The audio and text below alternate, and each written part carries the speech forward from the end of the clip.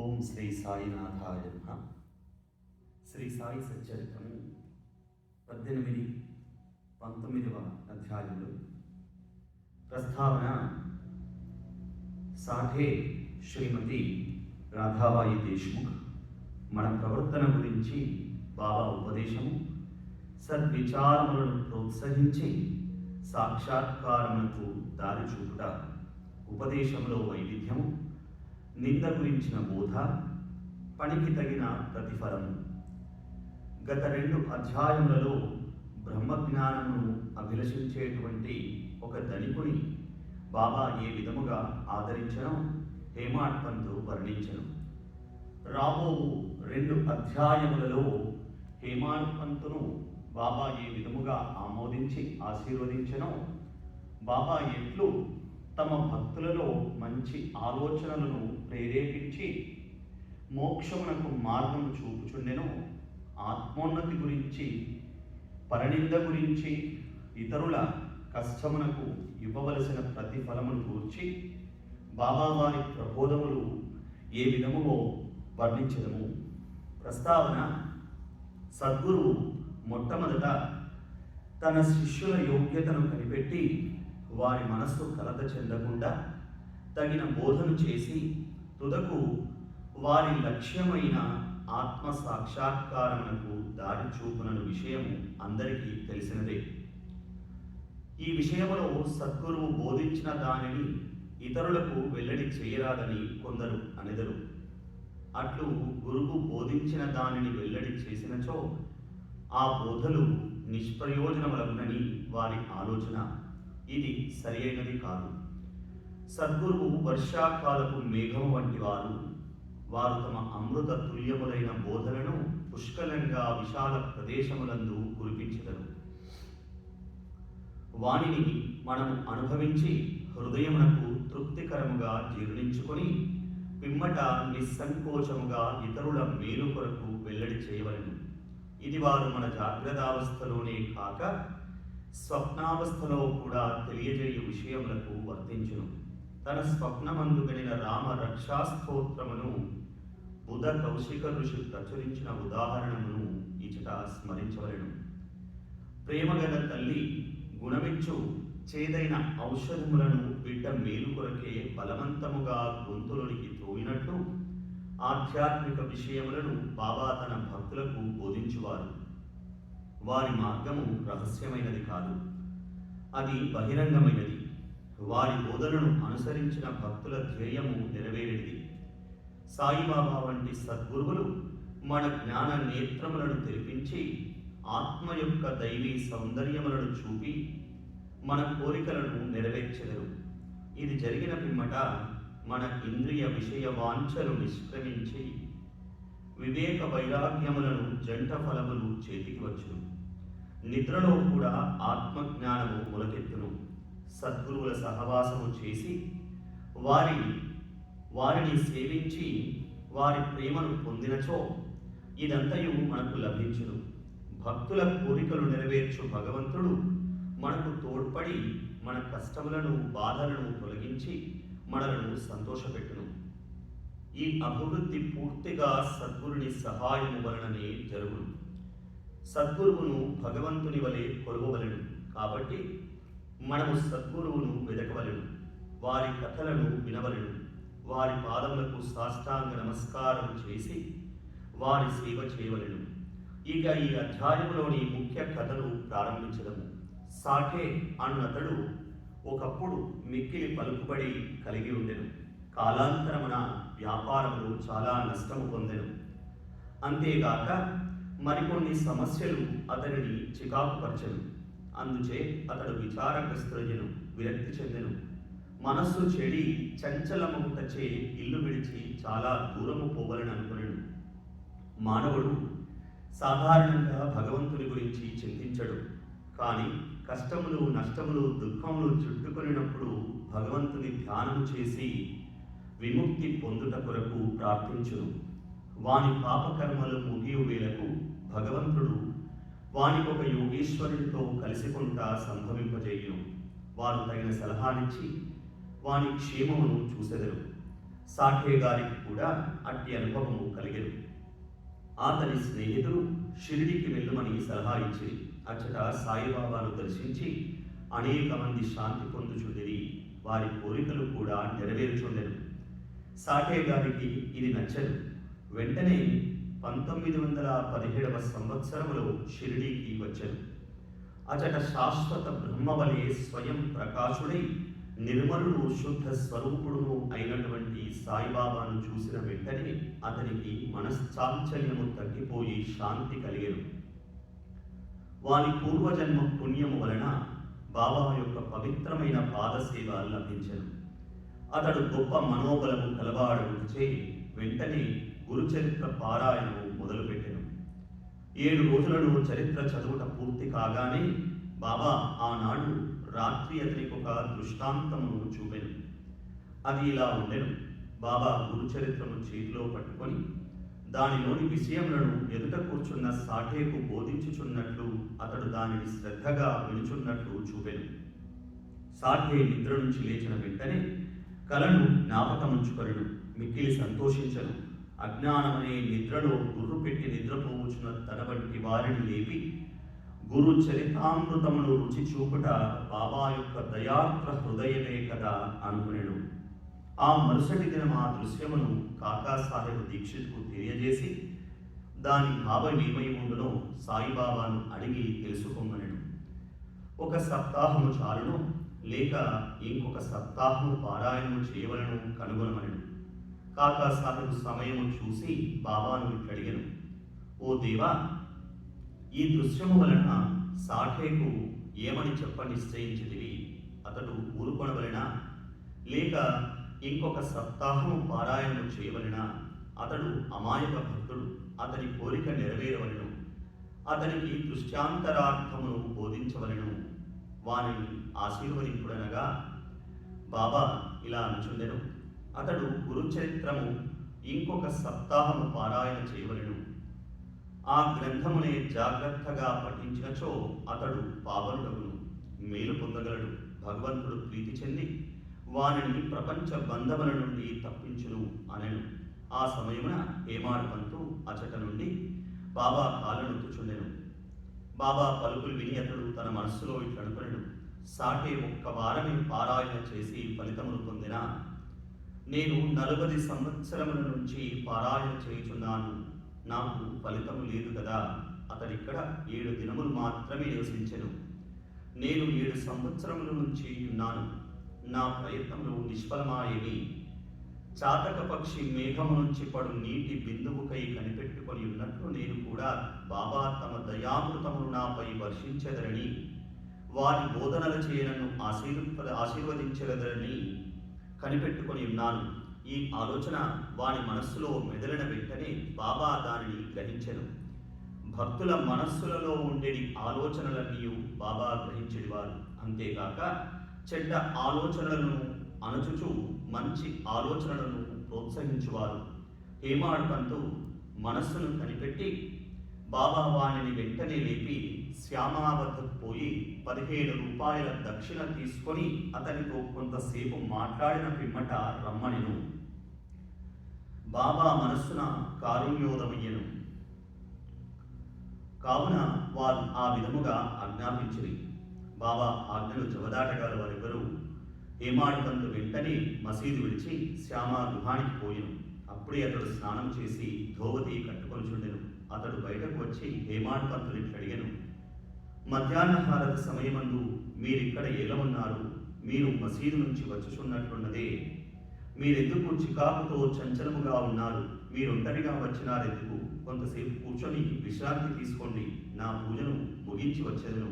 ఈలోగా తాంబూలము వేసుకొనుడు, పిమ్మట ఆనందముగా కొంతసేపు కూర్చుని మాట్లాడుకునేదము. ఇట్లంచు అతడు లోపలికి పోయెను. హేమాడ్ పంతు ముందర వసారాలో కూర్చునెను. కిటికీలో ఏకనాథ భాగవతమును ప్రసిద్ధ మరాఠీ గ్రంథముండెను. ఇది భాగవతములో 11 స్కందములకు ఏకనాథుడు వ్రాసిన వాఖ్యానము.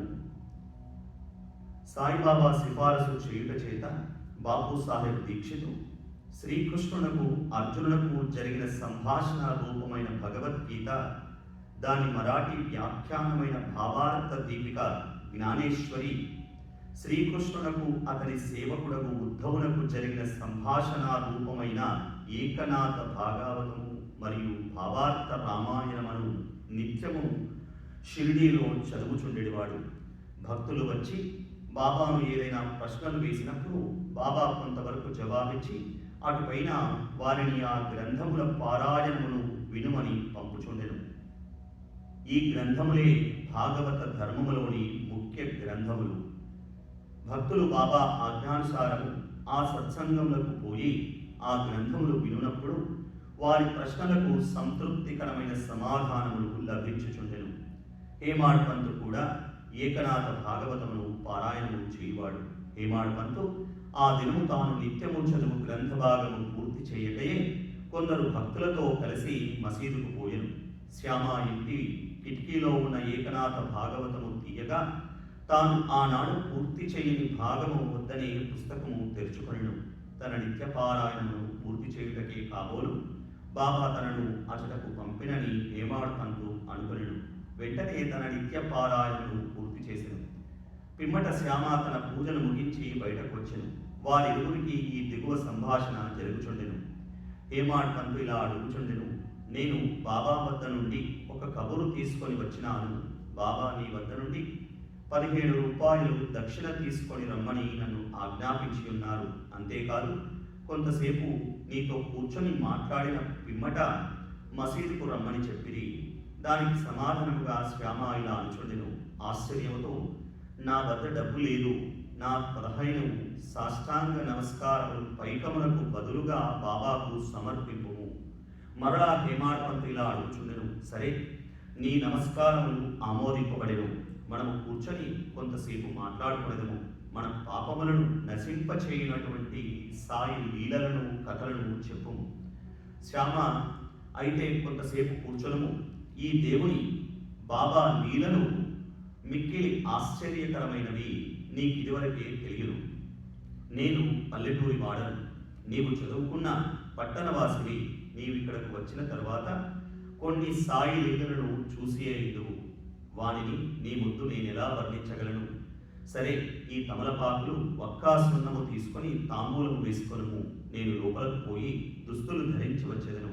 కొద్ది నిమిషాలలో శ్యామ బయటకు వచ్చి హేమాడ్ పంతుతో మాట్లాడుచూ కూర్చొనెను. అతడి కనెను, ఈ దేవుని సాయి లీల కనుగొన సత్యము కానిది. వారి లీలలకు అంతులేదు. వారిని ఎవరు గమనించగలరు?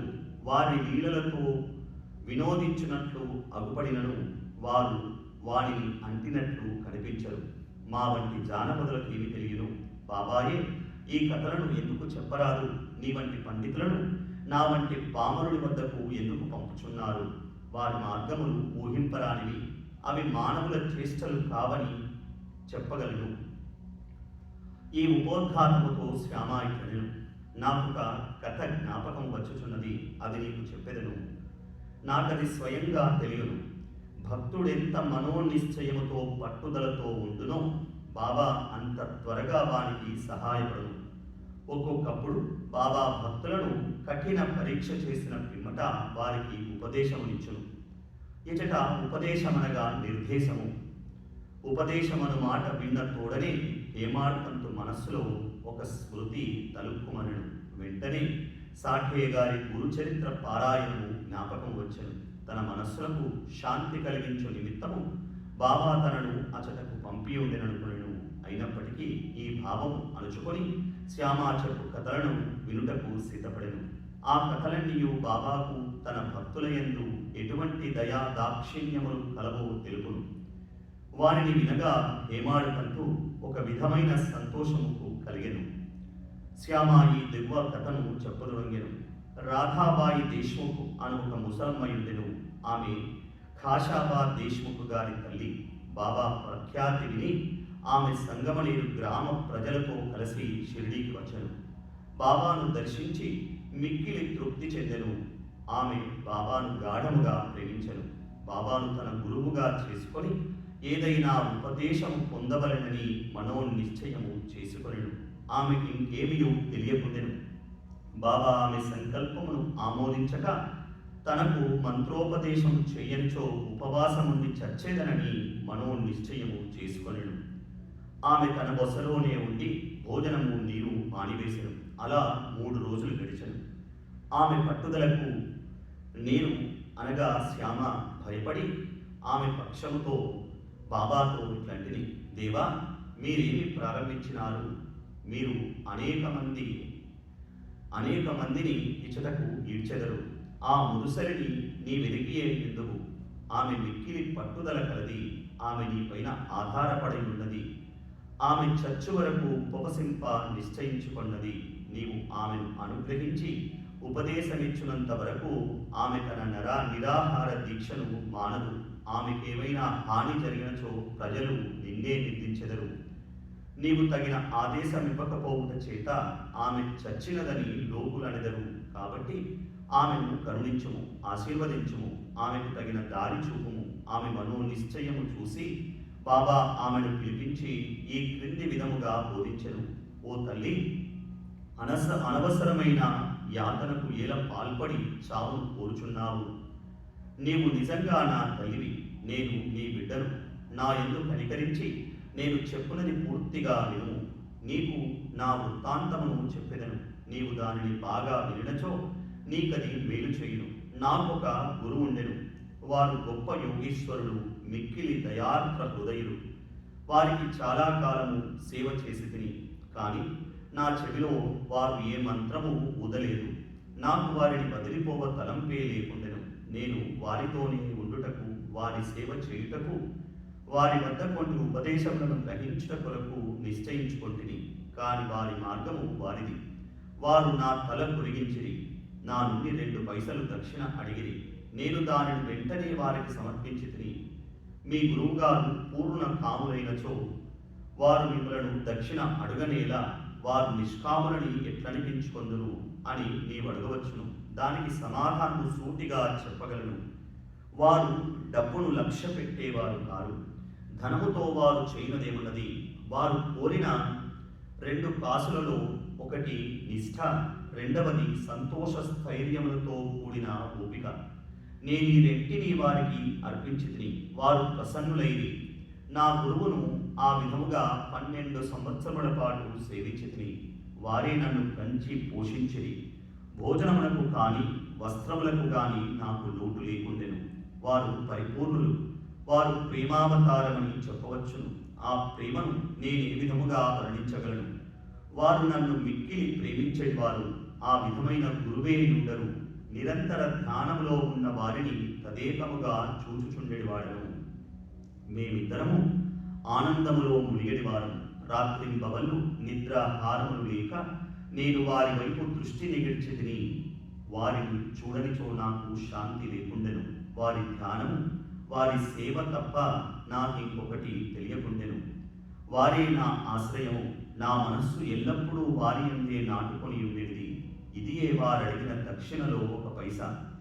సబూరి, సంతోష స్థైర్యములతో కూడిన ఓరిమి అనునది 2వ పైసా. నేను మిక్కిలి సంతోషముతో చాలా కాలము కనిపెట్టుకొని వారి సేవ చేసి తిని ఈ ప్రపంచమనే సాగరమును సబూరి అను ఓడ నిన్ను సురక్షితముగా దాటించును.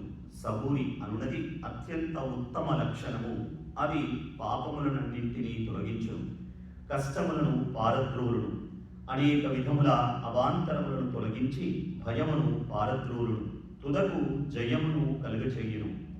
సబూరి అనునది సుగుణములకు గని, మంచి ఆలోచనకు తోడు వంటిది. నిష్ఠ, సబూరి అనునవి అన్యోన్యమైన అక్కా చెల్లెండ్ర వంటివి. నా గురువు నా నుండి ఇతరమేమీ ఆశించయుండలేదు. వారు నన్ను ఉపేక్షింపక సర్వకాల సర్వావస్థలయందు కాపాడుచుండేవారు. నేను వారితో కలిసి ఉండేవాడను. ఒక్కొక్కప్పుడు వారిని విడిచి ఉండినను వారి ప్రేమకు ఎన్నడూ లోటు కలగలేదు. వారు తమ దృష్టి చేతనే నన్ను కాపాడుచుండేవారు. తాబేలు తన పిల్లలను కేవలము తన దృష్టితో పెంచినట్లు నన్ను కూడా నా గురువు తమ దృష్టితో పెంచి పోషించుచుండేవారు. తల్లి తాబేలు ఒక ఒడ్డున నుండును, బిడ్డ తాబేలు 2వ ఒడ్డున ఉండును. తల్లి తాబేలు పిల్ల తాబేలుకు ఆహారం పెట్టుట కానీ పాలించుట కానీ చేయదు. తల్లి తన పిల్లలపై తన దృష్టిని పోనించును. పిల్లలు ఎదిగి పెద్దవి అగును. అట్లే మా గురువు కూడా తమ దృష్టిని నా యందు నిలిపి నన్ను ప్రేమతో కాపాడిరి. ఓ తల్లి, నా గురువు నాకు మంత్రమేమియో ఉపదేశించలేదు. అటువంటప్పుడు నేను నీ చెవిలో మంత్రమెట్లు ఊదగలను? గురువు యొక్క ప్రేమమయమైన తావేలు చూపే మనకు సంతోషమునిచ్చునని జ్ఞాపకముంచుకొనుము. మంత్రము గాని ఉపదేశము గాని ఎవరి వద్ద నుంచి కానీ పొందుటకు ప్రయత్నించకము. నీ ఆలోచనలు, నీవు చేయు పనులు నా కొరకే వినియోగించుము. నీవు తప్పక పరమార్థమును పొందెదవు. నా పైన సంపూర్ణ హృదయముతో చూడుము. నేను నీ వైపు అట్లే చూసెదను. ఈ మసీదులో కూర్చొని నేను నిజమునే చెప్పెదను. నిజము తప్ప మరేమీ మాట్లాడను. ఏ సాధనలు గాని 6 శాస్త్రములలో ప్రావీణ్యము గాని అవసరం లేదు. నీ గురువునందు ప్రేమ విశ్వాసములనుంచుము. గురువే సర్వమును చేయువాడని, కర్తయని పూర్తిగా నమ్మకము ఉంచుము. ఎవరైతే గురువు యొక్క మహిమను గొప్పతనమును గ్రహించెదరో, ఎవరైతే గురువుని బ్రహ్మ విష్ణు మహేశ్వర స్వరూపుడని భావించెదరో వారే ధన్యులు. ఈ ప్రకారముగా ఉపదేశించి బాబా ఆ ముసలమ్మను ఒప్పించెను. ఆమె బాబాకు నమస్కరించి ఉపవాసమును వదులుకొనెను. ఈ కథను జాగ్రత్తగాను శ్రద్ధగాను విని దాని ప్రాముఖ్యమును సందర్భమును గురించి హేమాడ్ పంతు మిక్కిలి ఆశ్చర్యపడెను. ఈ ఆశ్చర్యకరమైన బాబా లీలను చూసి అతని ఆపాదమస్తకము పులకరించెను. సంతోషంతో ఉప్పొంగెను. గొంతుక ఆరిపోయెను. ఒక్క మాటైనా మాట్లాడుటకు చేత కాకుండెను. శ్యామ అతనిని ఈ స్థితిలో చూసి, ఏమి జరిగినది? ఎందుకు ఊరికే ఉన్నావు? అట్టి బాబా లీలలు నీకెన్ని వర్ణింపవలెను అని అడిగెను. అదే సమయమందు మసీదులో గంట మోగెను. మధ్యాహ్న హారతి పూజ ప్రారంభమయ్యేనని గ్రహించిరి. కనుక శ్యామ హేమాడ్ పంతులిద్దరూ మసీదుకు త్వరగా పోయిరి. బాపు సాహెబ్ జోగు అప్పుడే హారతి ప్రారంభించను. స్త్రీలు మసీదు నిండిరి. దిగువ ఖాళీ జాగాలో పురుషులు నిండిరి. అందరూ భాజా భజంత్రీలతో ఒకే వరుసతో హారతిని పాడుచుండిరి. బాబాకు కుడివైపు శ్యామ, ముందర హేమాడ్ పంతు కూర్చొనిరి. వారిని చూసి బాబా హేమాడ్ పంతును శ్యామ ఇచ్చిన దక్షిణను ఇమ్మనను. శ్యామ రూపాయలకు బదులు నమస్కారములిచ్చినని శ్యామ ప్రత్యక్షముగా కలడు కావున అడగవచ్చునను. బాబా ఇట్లనెను, సరే, మీరిద్దరూ కొంతసేపు మాట్లాడుకుంటారా? అట్లయినచో మీరేమి మాట్లాడుకొనినారో చెప్పుము. గంటల చప్పుడును, మధ్యల శబ్దమును, పాటల ధ్వనిని లెక్కింపక హేమాడ్ పంతు బాబాకు జరిగినదంతయు చెప్పుటకు ఆతురపడెను. తాము ముచ్చటించినదంతయు తనకు చాలా ఆనందము కలుగజేసినదనియు, ముఖ్యంగా ముసలమ్మ కథ మిక్కిలి ఆశ్చర్యము కలుగజేసినదనియు, దానిని విని బాబా లీలలు అగోచరములని తెలుసుకుంటున్ననియు, ఆ కథ రూపముతో తనను బాబా ఆశీర్వదించినని హేమాడ్ పంతు చెప్పెను.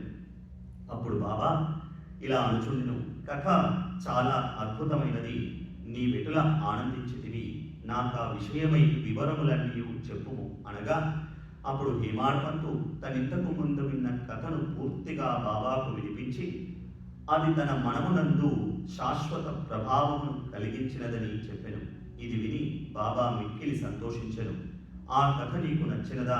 దాని ప్రాముఖ్యమును నీవు గుర్తించితివా అని బాబా హేమాడ్ పంతును అడిగాను. అవును బాబా, నా మనశ్చాంచల్యము నిష్క్రమించినది.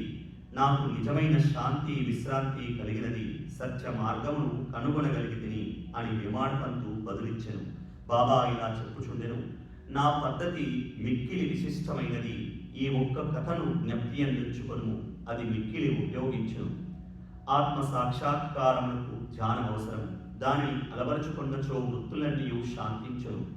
కోరికలన్నీ విడిచి నిష్కామివై నీవు సమస్త జీవరాశి ఎందుగల భగవంతుని ధ్యానింపుము. మనస్సు ఏకాగ్రమైనచో లక్ష్యము నెరవేరును. సదా నా నిరాకార స్వభావమును ధ్యానింపుము. అది ఏ జ్ఞానస్వరూపము, చైతన్యము, ఆనందము. మీరిది చేయలేనిచో రాత్రింబగళ్ళు మీరు చూచుచున్న నా ఈ ఆకారమును ధ్యానించుడు.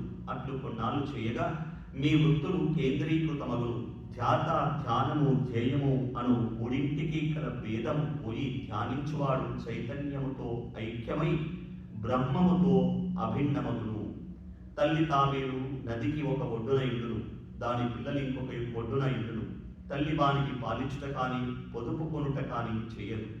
దాని చూపు మాత్రమే వానికి జీవశక్తినిచ్చుచున్నది.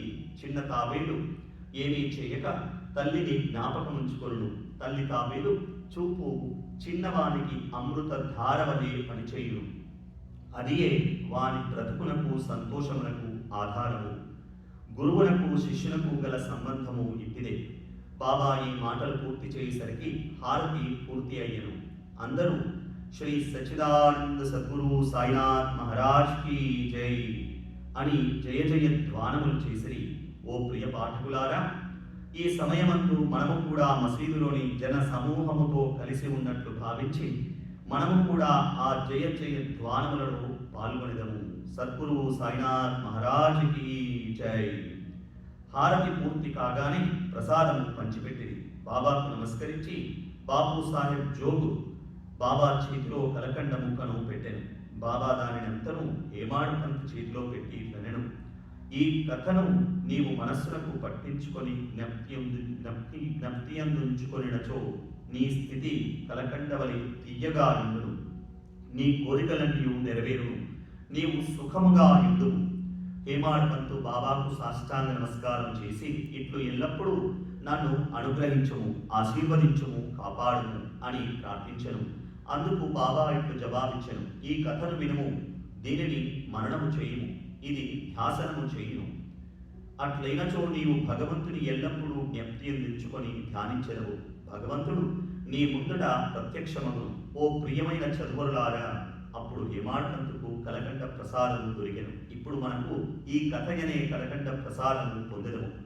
దానిని హృదయపూరితముగా సేవించి ధ్యానించి మనస్సున నిలిపెదము. ఇట్లు బాబా కృపచే బలంగా సంతోషంగా ఉండెదము.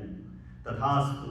19వ అధ్యాయం చివర హేమాడ్పంతు కొన్ని ఇతర విషయములను చెప్పి ఉన్నారు. అవి ఈ దిగువ పొందుపరిచితిమి. మన ప్రవర్తన గురించి బాబా ఉపదేశము.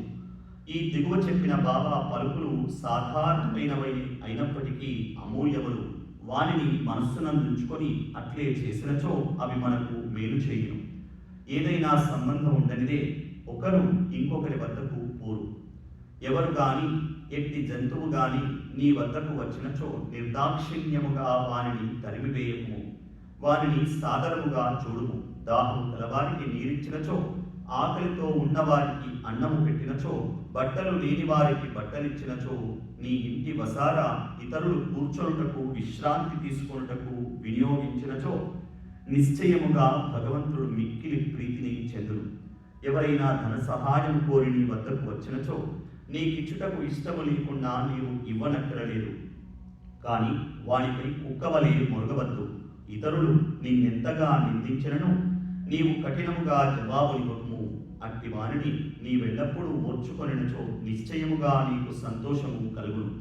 ప్రపంచము తలక్రిందులైనప్పటికీ నీవు చలించకము. నీవున్న చోటనే స్థైర్యముగా నిలిచి నెమ్మదిగాను నీ ముందర జరుగుచున్న నాటకమును చూచుచుండుము. నీకు నాకు మధ్య గల గోడను నిర్మూలించుము. అప్పుడు మనమిద్దరము కలిగి మార్గం ఏర్పడును. నాకు నీకు భేదము కలదన్నున్నదియే భక్తుని గురువునకు దూరముగా ఉంచుచున్నది. దానిని నశింపచేయునది మనకు ఐక్యత కలగదు. అల్లా మాలిక్ భగవంతుడే సర్వాధికారి. ఇతరులెవరూ మనలను కాపాడువారు కాదు. భగవంతుని మార్గము అసామాన్యము, మిక్కిలి విలువైనది, కనుగొనలేనిది, కనుగొన వీలు లేనటువంటిది. వారి ఇచ్ఛానుసారమే మనము నడిచెదము. మన కోరికలను వారు నెరవేర్చెదరు, మనకు దారి చూపెదరు. రుణానుబంధము చే మనమందరము కలిసితివి. ఒకరికొకరు తోడ్పడి ప్రేమించి సుఖముగాను సంతోషముగాను ఉండెదముగాక. ఎవరైతే తమ జీవిత పరమావధిని పొందెదరో వారు అమరులై సుఖముగా ఉండెదరు.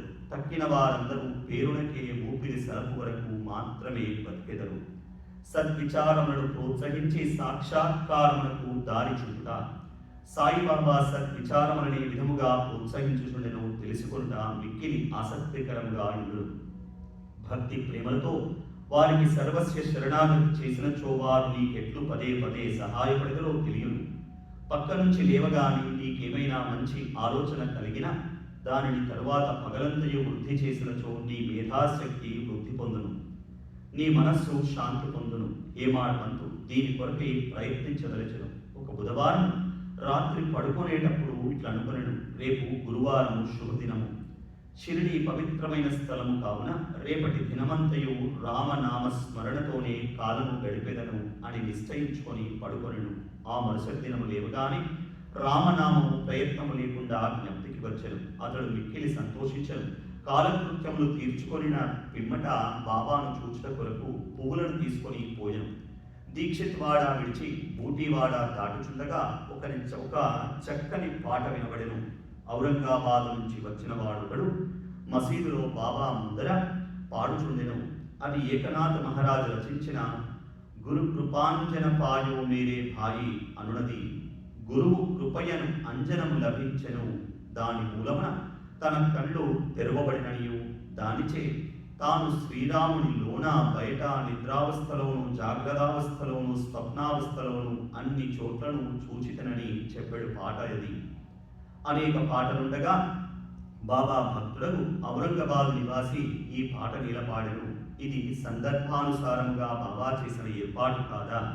హేమాడ్ పంతు ఆనాడంతయు రామనామస్మరణచే కాలము గడుప ఎంచినవాడు కావున అతని మనోనిశ్చయము దృఢపరచుట కొరకై బాబా ఆ పాటను పాడించి ఉండును. రామనామ స్మరణము ఫలితముల గురించి మహాత్ములందరిది ఒకే భావము. అది భక్తుల కోరికలు నెరవేర్చి వారిని కష్టముల నుండి కాపాడు.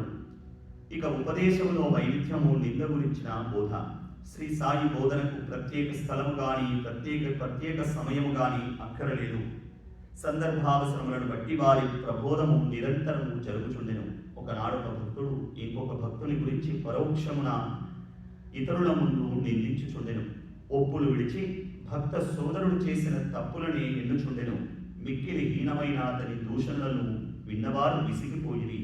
అనవసరముగా ఇతరులను నిందించుట చేత అసూయ, దురభిప్రాయం మొదలగునవి కలుగును. యోగులు నిందలను ఇంకొక విధముగా భావించెదరు. మలినమును పోగొట్టుటకు అనేక మార్గములు కలవు. సబ్బుతో మాలిన్యమును కడగవచ్చును. పరులను నిందించు వాని మార్గము వేరు. ఇతరులు మలినములను వాడు తన నాలుకతో శుభ్రపరచును. ఒక విధముగా వాడు నిందించు వానికి సేవ చేయుచున్నాడు. ఎలా అనగా వాని మలినమును వీడు తన నాలుకతో శుభ్రపరచుచున్నాడు. కావున తిట్టబడినవాడు తిట్టిన వానికి కృతజ్ఞతలను తెలుపబడెను. అట్లు పరనిందకు పాల్పడువానిని బాబా సరిదిద్దిన పద్ధతి విశిష్టమైనది. నిందించువాడు చేసిన అపరాధమును బాబా సర్వజ్ఞుడొక చేత గ్రహించెను. మిట్ట మధ్యాహ్నము బాబా లిండి తోటకు పోవునప్పుడు వాడు బాబాను దర్శించెను. బాబా వానికి ఒక పందిని చూపి ఇట్లనెను, చూడు, ఈ పంది అమేధ్యమును ఎంత రుచిగా తినుచున్నదో నీ స్వభావము కూడా అట్టిదే. ఎంత ఆనందముగా నీ సాటి సోదరుని తిట్టుచున్నావు. ఎంతయో పుణ్యము చేయగా నీకు మానవ జన్మ లభించినది. ఇలా చేసినచో షిరిడి దర్శనము నీకు తోడ్పడునా? భక్తుడు నీతిని గ్రహించి వెంటనే వెళ్ళిపోయెను. ఈ విధముగా బాబా సమయము వచ్చినప్పుడిల్లా ఉపదేశించుచుండెడివారు. ఈ ఉపదేశములను మనస్సునందుంచుకొని పాటించినచో ఆత్మ సాక్షాత్కారము దూరం కాదు. ఒక లోకోక్తి కలదు, నా దేవుడున్నచో నాకు మంచము పైన కూడా పువ్వ పుట్టును. అది భోజనము వస్త్రములను గూర్చి చెప్పినది. ఎవరైనా దీనిని ఆధ్యాత్మిక విషయమై నమ్ముకొని ఊరకున్నచో చెడిపోయేదరు. ఆత్మ సాక్షాత్కారమునకై సాధ్యమైనంత పాటుపడవలను. ఎంత కృషి చేసినా అంత మేలు. బాబా తన సర్వాంతర్యామినని చెప్పేడివారు. అన్నిటి యందు అనగా భూమి, గాలి, దేశము, ప్రపంచము, వెలుతురు, స్వర్గములందు వారు కలరు. ఆయన అనంతుడు. ఆ కనిపించటి 3.5 మూరల దేహమే బాబాయని అనుకున్న వారికి పాఠము చెప్పుటకే వారు ఈ రూపముతో అవతారమిత్తిరి. బాబాకు సర్వస్వ శరణాగతి చేసి అహర్నిశలు వారినే ధ్యానించినచో చక్కెర, తీపి, కెరటములు, సముద్రము, కన్ను, కాంతి కలిసి ఉన్నట్లే శ్రీ సాయితో తాదాత్మ్యతను పొందెదరు.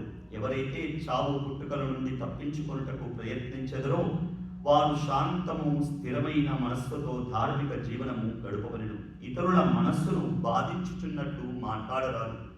మేలునరించు పనులని చేయుచుండవలెను. తన కర్తవ్య కర్మలను ఆచరించుచు భగవంతునికి సర్వస్య శరణాగతి చేయవలెను.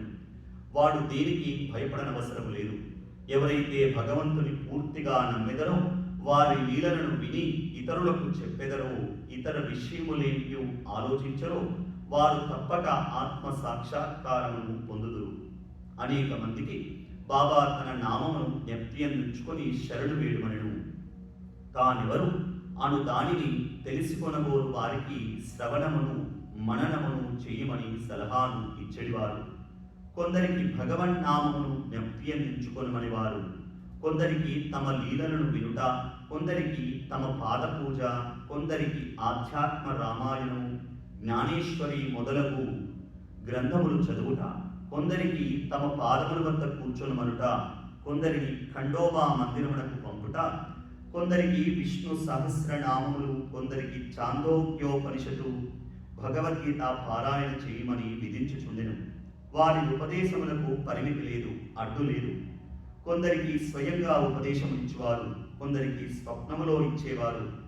ఒక త్రాగుబోతుకు స్వప్నములో కనిపించి ఛాతీ పైన కూర్చొని అదుముచు ఇక ఎన్నడూ త్రాగనని అతడు వాగ్దానము చేసిన పిమ్మట వదిలిరి. కొందరికి స్వప్నములో గురు బ్రహ్మాది మంత్రార్థములను బోధించిరి. ఒకడు హఠయోగము చేయుచుండగా దానిని మానుమనిరి. వారి మార్గములను చెప్పుట కలవి కాదు. ప్రపంచ విషయాలలో తన ఆచరణలే ఉదాహరణముగా బోధించువారు. అట్టి వానిలో ఒకటి పనికి తగిన ప్రతిఫలము. బాబా ఒకనాడు మిట్ట మధ్యాహ్నము రాధాకృష్ణమాయి ఇంటి సమీపానికి వచ్చి నిచ్చెన ఒకటి తీసుకురమ్మనెను. ఒకడు పోయి దానిని తెచ్చి ఇంటికి చేరవేశాను. బాబా మామన్ గోండ్కర్ ఇంటి పైకప్పు ఎక్కి రాధాకృష్ణమాయి ఇంటి పైకప్పు దాటి ఇంకొక పక్కకు దిగెను. బాబా అభిప్రాయమేమో ఎవరికీ తెలియలేదు. రాధాకృష్ణమాయి మలేరియా జ్వరముతో బాధపడుచుండెను.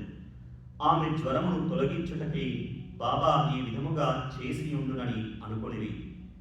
దిగిన వెంటనే నిచ్చెన తెచ్చిన వానికి బాబా 2 రూపాయలను ఇచ్చెను. ఎవరో ధైర్యము చేసి నిచ్చెన తెచ్చిన వానికి అంత మాత్రమున 2 రూపాయలు ఎలా ఇవ్వవలెనని బాబాను ప్రశ్నించెను. ఒకరి కష్టము ఇంకొకరు ఉంచుకొనరాదు. కష్టపడువాని కూలి సరిగాను ధాతృత్వముతోనూ ధారాళముగా ఇవ్వవలెనని బాబా చెప్పెను. బాబా సలహా ప్రకారం ప్రవర్తించినచో కూలివాడు సరిగా పనిచేయును. పని చేయించేవాడు పని చేసేవారు కూడా సుఖపడెదరు. సమ్మెలకు తావుండదు. ముదుపు పెట్టువానికి కష్టపడి కూలి చేయువాండ్రకు మనస్పర్ధలుండవు. 18-19వ అధ్యాయములు సంపూర్ణము. సద్గురు శ్రీ సాయినాథార్పణమస్తు. శుభం భవతు.